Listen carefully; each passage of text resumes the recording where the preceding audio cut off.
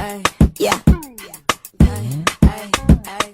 Miracles come while we in the fight. Don't give up and hold him tight. You will have a visible battle scar, but never forget who you are and fight, fight, fight. Hello, and welcome to Embracing the Fight. I am Erica Lamar, your digital creator and host. Embracing the Fight was created to help normalize the conversation surrounding physical and mental health issues and concerns. And if you've been watching, you've seen a few people come on and talk about their different issues and concerns. And I've told you my whole story concerning thyroid cancer. Today, I have a very special guest on episode 41 that will be entitled They Call Me Invincible. But before we get into that episode, please subscribe, click like, share, comment on this video, and let us know, if we're helping you. And if you would like to be on the show, just send me an email to operations@diversitydesigned.com. Let's jump into the episode. Welcome to episode 41 of Embracing the Fight. As you can see, I have a very special guest today on screen, and in just a second, I'm going to get him to introduce himself. But prior to me doing that, I just want to thank all of our men and women out there that are serving in the armed forces. We absolutely appreciate each and every one of you, and we could not have the freedom that we have if it weren't for you. All right. So today, I have a guest. I'm going to allow him to introduce himself. And once he introduces himself, he's going to tell, how we met, and we'll go from there. Hey, good afternoon, Erica. Good afternoon, guests. My name is Marvin Jackson. I went to Northeast High School, graduated in 1995. I know that was a long time ago, but I still look young, so I appreciate that. Yeah. Met Erica when we was way back in middle school. Competitive. I was told to say that she was the fastest woman that we had, but no, she was very competitive, and the same energy that she's given now, it's the same energy that she gave even then. So I love the person that she is today. I appreciate that. Well, you're welcome. So they call me Invincible. Uh, I joined the Marine Corps right out of high school. So literally the day after the 4th of July, the 5th of July, I was on the bus traveling to Paris Island, South Carolina. Oh, wow. It's an easy memory because the 4th of July is my favorite holiday of the year. And then to be leaving that night to go to boot camp to step on those yellow footprints, it's something that you can never forget. So I actually enjoy every part of that memory because it's, encompassed by the 4th of July and knowing that I love to give back to my country. Even today, I still do that. So, yes. So what made you choose the Marine Corps? You could have picked Navy, you could have picked, Army, Air Force, Coast Guard. What about the Marine Corps, really called you? Well, thank you for asking that question. Welcome. I wanted the challenge. In high school, me being 5'8", they said that a short guy couldn't do the triple jump and be good at it. I proved them wrong. You did. And so won the state title from my freshman year all the way through my senior year. They said that a short guy couldn't do the long jump. And then they was told, I was also told that you can't be a Marine. That is the toughest branch that there is. They kill people, they slaughter people, they're crazy. Right. And I took it as a challenge that, each time you told me I couldn't do something, I wanted to prove that, yeah, I could. And so I did. I joined my 11th grade year. I made that decision. Stayed in the delayed entry program for about 12 months before leaving to go to boot camp in July. So it was a challenge. They told me I couldn't. I feel I'm invincible. Okay. I feel like, let me prove you wrong. So I did that. Okay. And I enjoyed every moment of it, actually. Okay. And how long were you actually in, and what was the highest ranking that you reached? Well, thank you for asking that one as well. So I was in for 8 years. I joined in July of 95 and I got out in January 2003. Hmm. Um, what was the second part of the question? I'm sorry. What was the highest ranking that you Okay, reached? and I achieved sergeant. I was in the zone for staff Oh, sergeant, okay. and I wanted to actually stay in, Hmm. but I got married Okay. as a sergeant, and I recognized that I deploy, come back.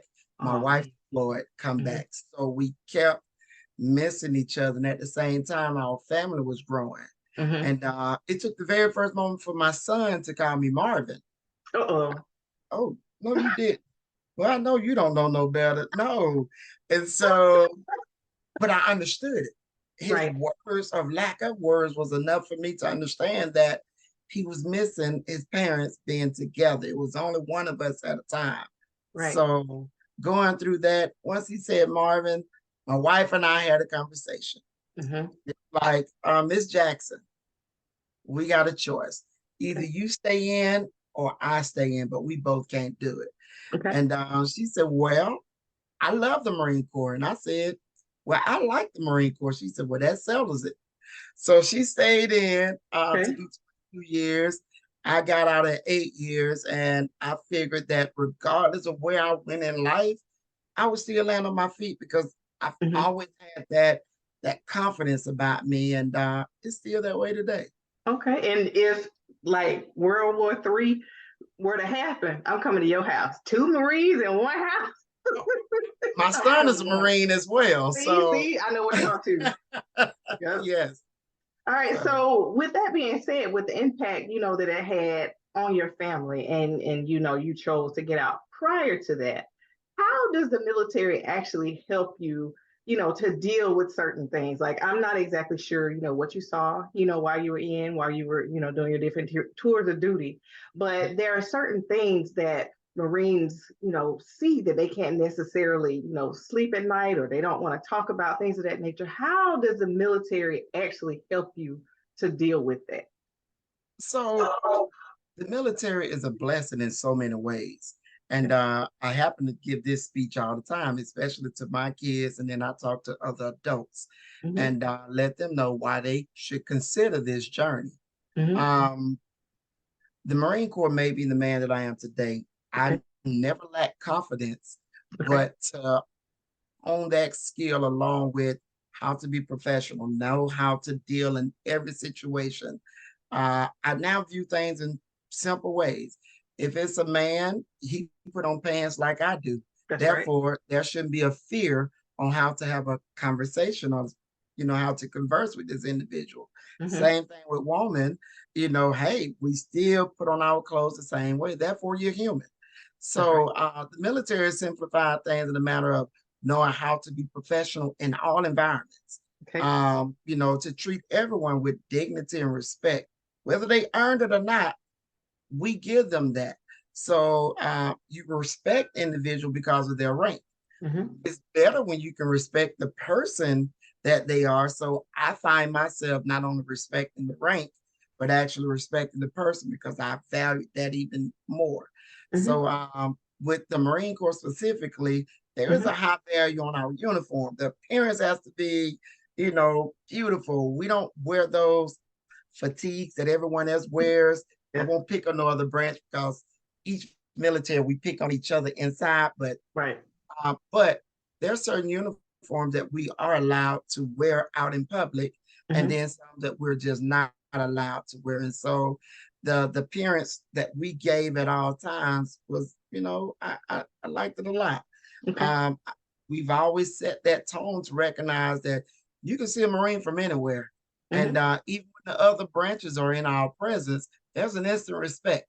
I'm Right. not saying it's not like that with all the branches, but from military to military, Hmm. uh, when we saw each other, it was like, okay, that was the Navy.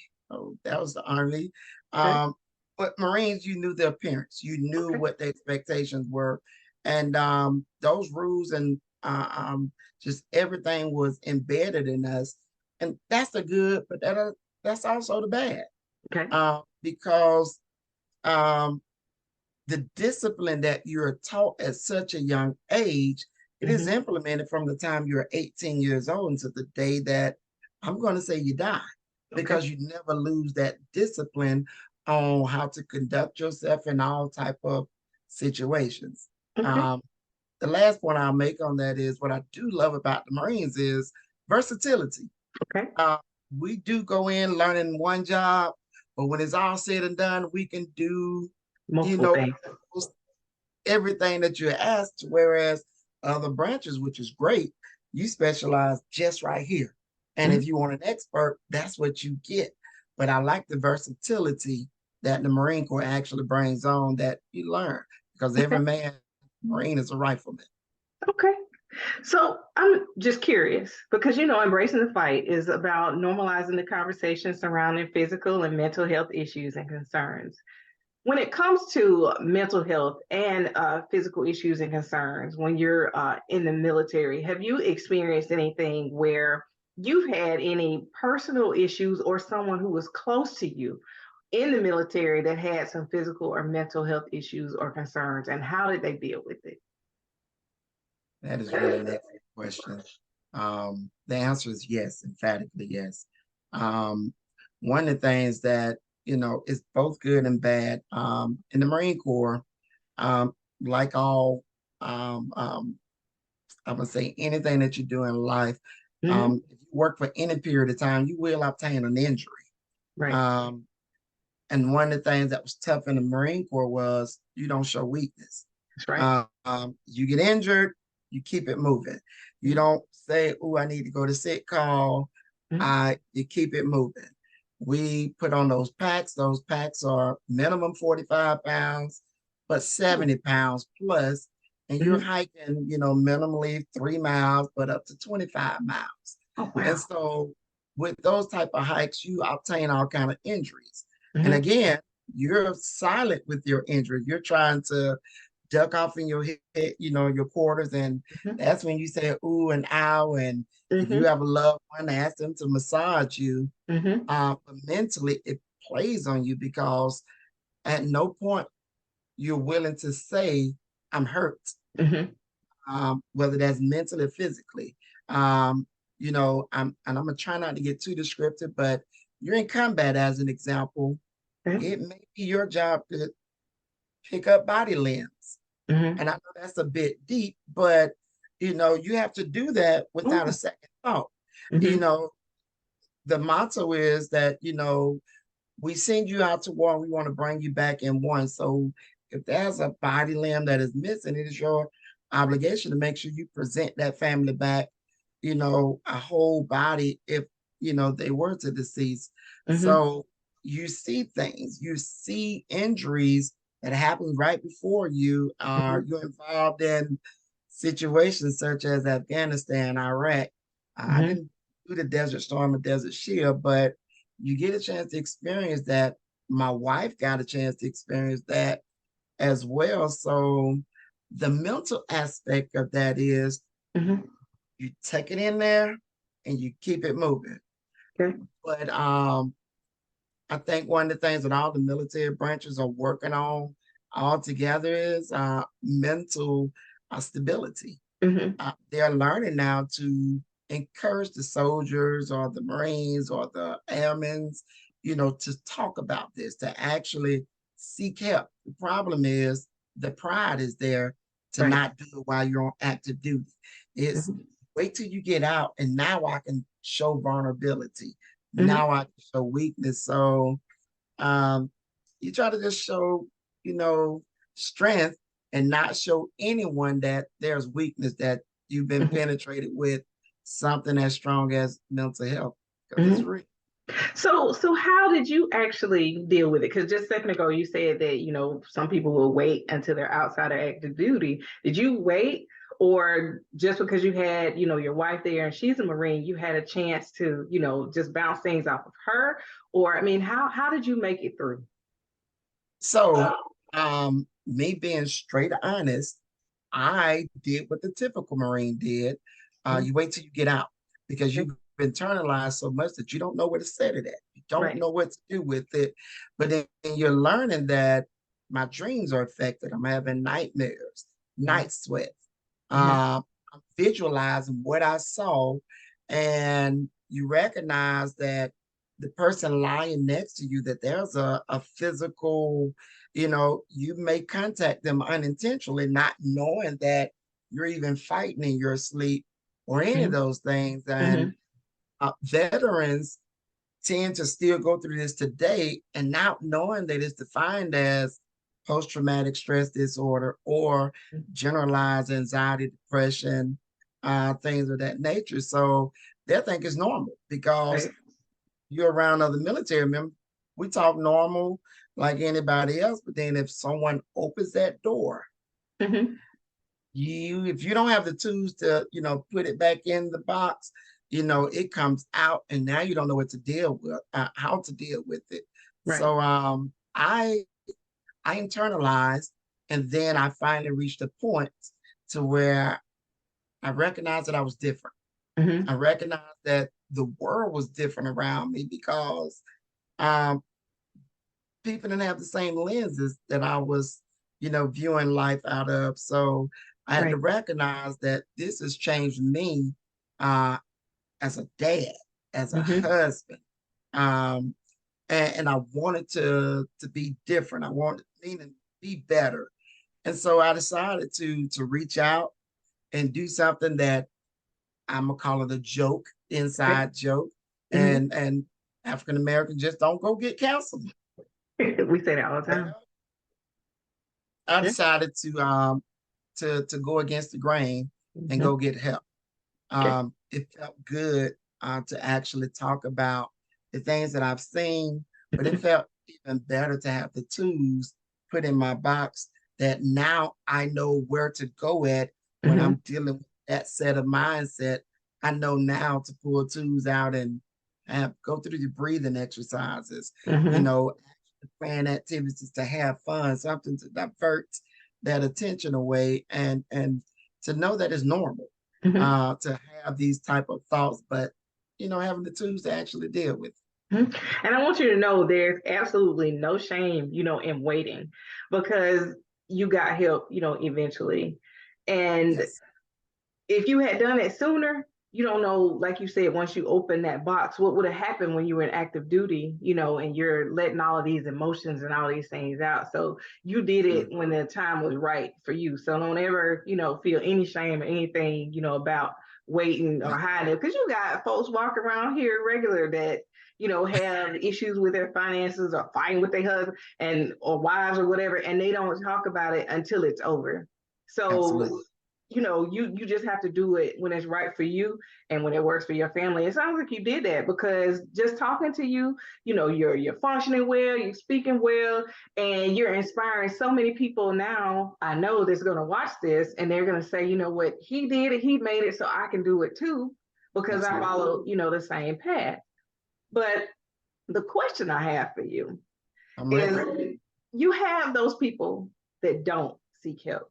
And I've noticed like there's a huge number of veterans that are homeless. So, what is something, that we can like pass on or get information to those homeless veterans to get them, assistance? Because a lot of the ones that I've talked to, they are either on drugs or they had another traumatic event. Because I was talking to a guy, he had a dog, he was on the side of the road, and he was saying that when he came home, his wife had a whole nother family. And Yes. it just, that was it. That was the last straw. And that was, I mean, I was like, how do you reach people who are at that point? And you being in, out, healing, you've been in therapy and you're able to talk through this. What would you say to that person that's sitting on the side of the road that's trying to pull it together, that served in the armed forces and they're dealing with all these things? Another good question. Um, the first thing I would do is teach them a phone number. Okay. That number is 1-800 All right. 827 All right. 1000. Okay. That is the number to the VA. Okay. all you have to do is let them know that I am a veteran, I'm homeless, and that Okay. I'm asking for assistance. Okay. Um, a lot of people do not understand the VA. Mm-hmm. I'm one of the ones that took a long time. I told you it took me a while to get here Mm-hmm. and to even request for benefits. I just didn't understand. I figured get a job, get my own benefits, and I'll be fine. And I Mm-hmm. learned that the VA actually have this whole hospital, this whole everything that they offer, and I had no idea. So that number I would teach them first. Okay.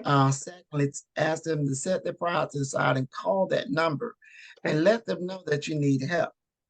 Once you do say that you need help, um, they will make every or give you every source that they have, which is a long list of sources that Mm-hmm. they've had. A lot of people don't understand that the VA don't want you to be homeless. So Okay. they'll make sure that you're not homeless. Okay. Even if you have to live with someone and they give that person an allowance for Mm-hmm. you to actually stay with them, they would do that. Or if you need to get your own place, there's an allowance that is in place. If Okay. you got injured in the military, Okay. whether it's mental Mm-hmm. or physical, stop being afraid. And I'm speaking directly to the camera Okay. to please no longer be afraid. Okay. I know your drill sergeant, drill instructors told you that weakness, where the pain is weakness leaving the body. It is, but we don't no longer have to go by those rules anymore. Um, we're out now. Right. Um, you know, we can set the pride to the side now and ask for that help. You're able to file for disabilities. A lot of people think that filing for disability it's impossible because they filed for it as soon as they got out and they was turned down. They didn't recognize that there's a proper manner to do everything. It doesn't matter what application you Mm-hmm. put in, you have to know the rules to submit in that application. Once you follow all the rules, you get approved. Yeah. It's like that. I would tell these veterans, um, go and ask for help. What I do today is it brings me joy because I actually get a chance to help veterans. I work on a Okay. federal installation, and once I help them with the current job that I do, and I'll explain that on your next question. Okay. Um, but after that, I always ask them, "Are you a veteran?" Mm-hmm. And they says me a lot of the time, yes. And I ask them, "Have you achieved 100% disability?" Mm-hmm. They often say no. And I ask them why. And I remind them, I'm not asking to be nosy. I want to know those key phrases that I say to everyone. How can I help? Mm-hmm. And, I ask them what was their occupation. They'll tell me. And then I'll show them how to give a nexus to connect everything so that they can actually recognize how you need to speak VA talk and Mm-hmm. get the compensation that you need because it is a whole nother language. But once you learn it, Mm-hmm. oh, it's a weapon. It's a weapon. And so I try to arm every employee that I run into. Mm-hmm. And there's a great sense of pride when you get a Vietnam vet that Mm-hmm. walks to the door and they say with pride, I'm 30%. And I Mm-hmm. asked them, willing to go up higher? And they tell me it's not possible. I said, it's possible. Let me show you. And they trust me enough to go through the process. And when they achieve 100%, it changes their life. Mm-hmm. And so I like changing lives. Okay. It gives that feeling. That's my reward. Someone simply saying thank you. I don't need or want anything else. A Mm-hmm. simple thank you. Hey, it's so interesting. You sound like you are an advocate for veterans for sure. That means you got to tell me what your job is because it sounds extremely, fulfilling because you had a chance to serve and now you're serving other veterans. So what exactly, do you do? And then if people reach out to me after the show, can I connect them, to you? Absolutely. So um, I work on a federal installation, which is at Marine Corps Logistics Base, Albany, Georgia. Okay. Another federal installation, Marine Corps base. I am the union president.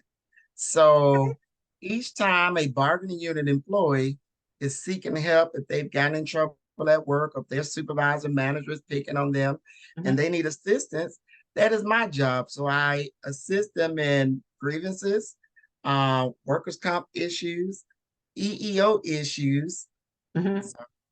Oh, you can. um, and sometimes even financial issues, and of Mm-hmm. course VA issues. So I get a great joy just informing management that the rules are that this employee is allowed to take vacations. Mm-hmm. If you're going to deny them, you have to explain why you're denying a person.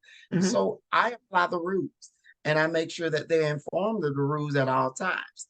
So I love the fact that traditionally when you say union, Mm-hmm. sometimes people throw up their fists and they ready to fight. Yes. And I try to, de-escalate and Mm-hmm. unarm them to let them know when you say union here, I need y'all to smile a little bit because I'm not here to fight. I'm Mm-hmm. here to see how can we keep the doors open and walk in the same direction. So I've gotten management to back down a little bit and understand that if I call you, it's a discussion and Mm-hmm. there's a compromise. So allow that compromise to take place and you'll feel better, Mm-hmm. I'll feel better, and that employee will feel better. So it's great because I get a chance to do this for a living. I do it 100% of the time. I'm always represented, and I'm always trying to organize and grow our membership at all times. So I absolutely love what I do. That is amazing. So I Absolutely. got one other question for you. I'm So ready. if you had a chance to speak to, say, a stadium full of high school Yes. students, and they're on the fence about, what they want to do with their lives, how would you encourage them to go into the military, and how would you prepare them, for what to expect? I would start by speaking their language, Mm-hmm. and I will ask them, what is it that you want to do in life? I will ask them, is it that you want to be an engineer? Mm-hmm. Do you want to fly a plane? Mm-hmm. Would you like to make a difference in the world today? Mm-hmm. Would you like for whenever someone call your name or say your family name, that is done so with great pride? And I want to make sure that that pride, it shines. And, I ask them, are you willing to serve your country? A lot of people think that the military means war, Right. and it just doesn't all times. We have a lot of conflicts that are going on, but I would explain to them that you can be all of that in the military. Mm-hmm. Choose.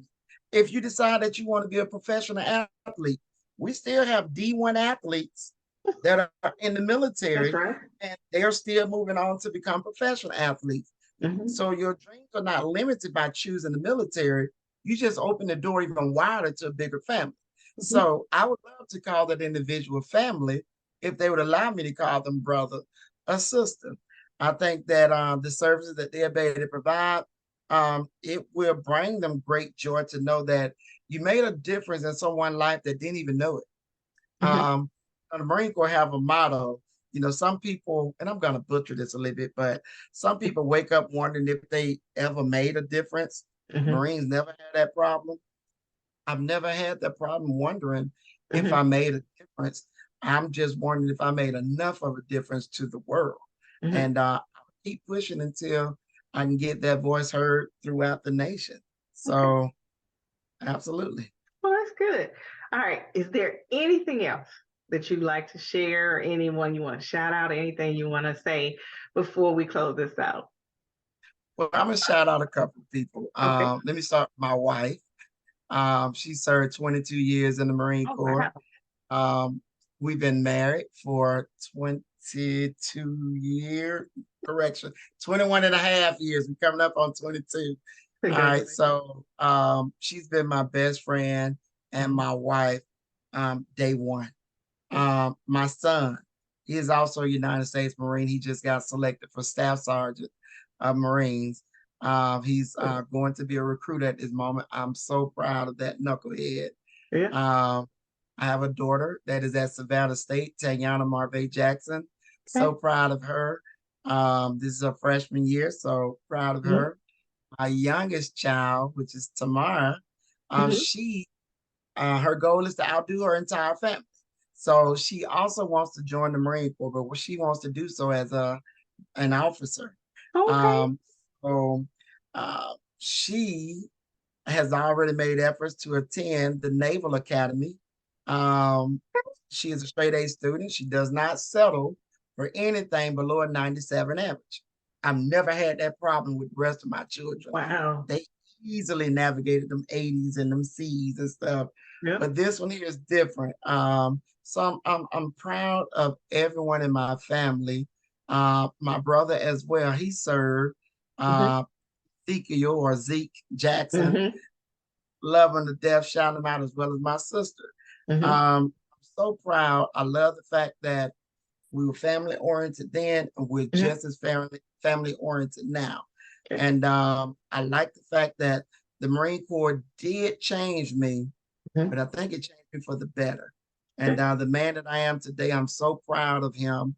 I'm so proud of the work that I continue to give back, and I hope that it's infectious. All right. Thank you very much. And like I said, I'm so proud of you too. And you up there talking about I was the fastest girl. I didn't say I was the fastest when I said I was fast, at one point in It my was life. very fast. And you was actually, and I should say that just knowing who you were from the time that your foundation was starting and to see the person that you are, I think I said it once on Facebook and I'll say it here. You're beautiful inside and out. I You. love the person that you are today. I love your smile. It's infectious as well. Thank you. Please keep striving to make that difference in everyone's life because you are doing it. I look forward to seeing your next post. All right. Thank you very much. And look, you are going to be the main inspiration this week. I got you. And thank you for being a willing participant. Absolutely. Thank you. Thank you for tuning in to episode 41 of Embracing the Fight. They call me Invincible. And I just want to thank Marvin Jackson again for coming on and for sharing such great information. So, if you know any veterans that are in need of anything that we spoke of on this show, please feel free to reach out and I'll make sure that you get connected either with Marvin or with the VA. Thank you again for tuning in to this amazing episode of Embracing the Fight. Thank you and have an absolutely amazing day.